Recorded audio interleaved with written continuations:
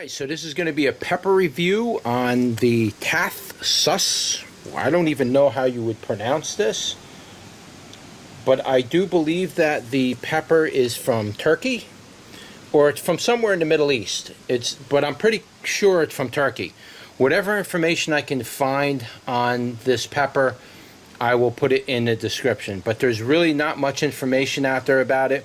If you're from the country where this is from, please comment below. Give me what kind of details you can on this pepper. It would be really appreciated. Again, there's not very much information about it really anywhere. I believe the website where I got it from is no longer around anymore, so you can't even buy the seed anymore. So it's unfortunate, but that sometimes does happen.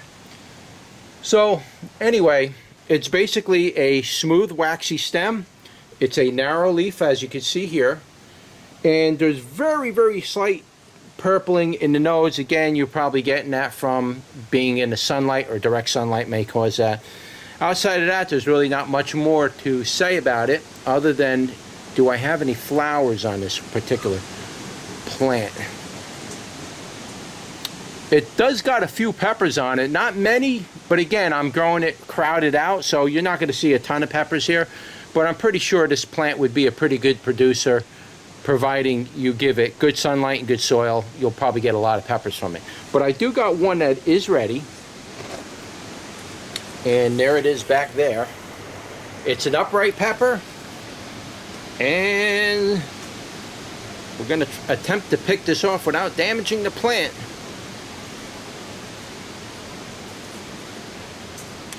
There we go. And that's it right there.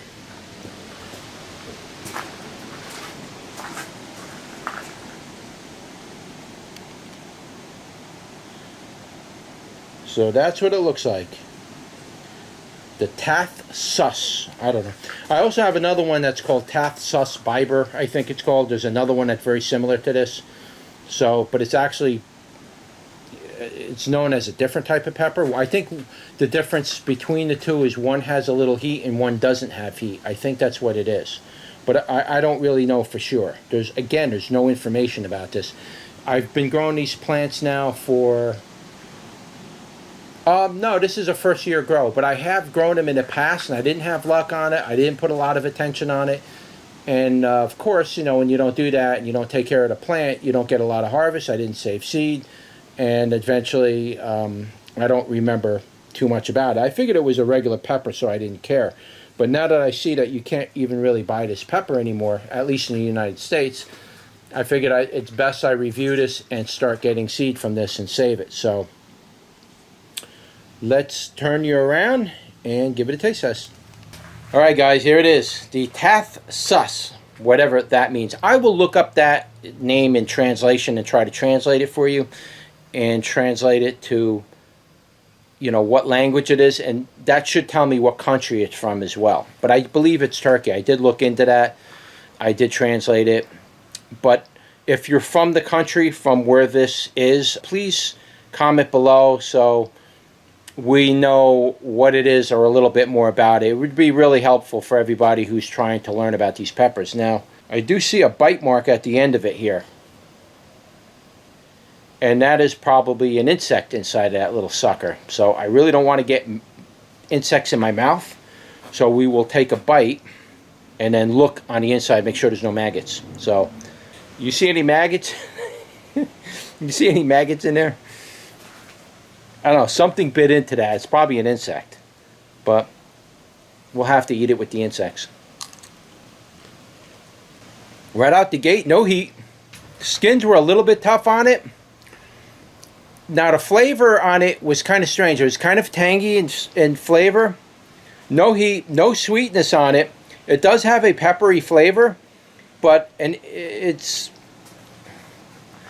not like cayenne or anything. It's kind of strange, to be honest with you. You'll probably never be able to buy the seeds anymore because I think the original seller is out of business. I mean, I don't know. Very mild in flavor. Very, very mild.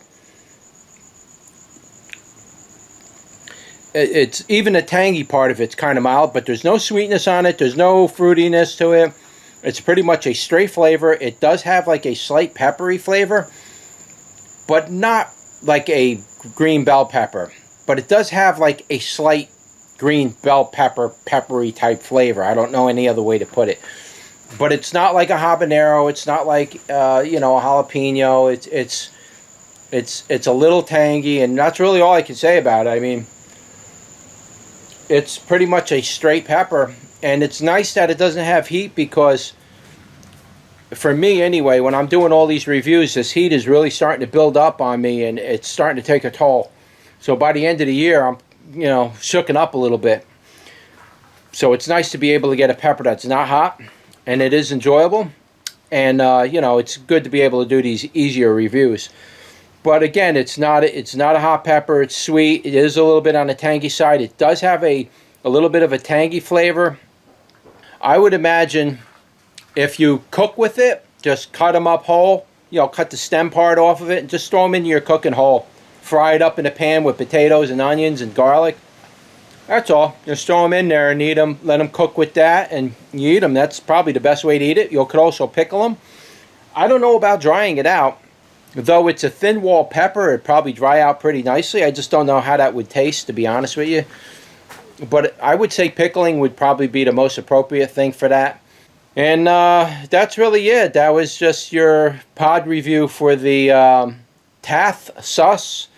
And like, share, and subscribe, and I'll see you on the next one.